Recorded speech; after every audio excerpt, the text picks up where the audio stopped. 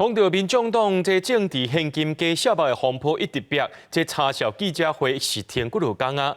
黄珊珊是解说讲，这查销遇到困难，有和调查局联络，要引因正本出来对，要拜访这会计师工会请求协助。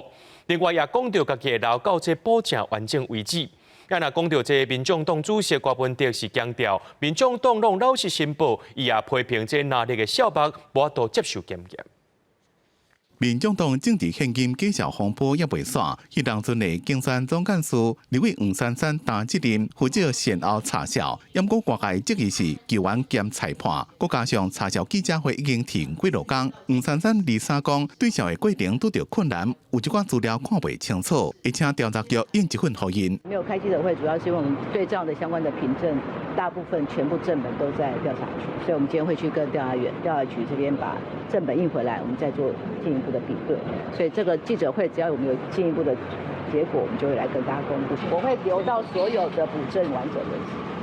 针对找第三方公证单位监督查销的进度，黄珊珊讲已经拜会会计师工会的正式发函。也若民众党的自媒体民众之声累积的岛内有上百万，传讲劳力去木工公司副秘书长柯富表示，这是开讲案尔，惊讲会犯法就停来。郭文铁讲这边代志就跟他出票共款，出过了就抵抗力。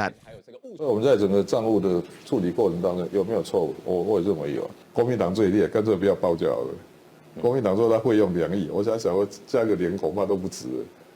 民进党说5亿也是不止啊。其实我跟你讲，要挑的话，他们也是，如果真的这样看，我可以保证他的账一定比我们更经不起检验。公开、透明、诚实、清廉，这4点，这个摧毁殆尽，很可能他会被约谈吧？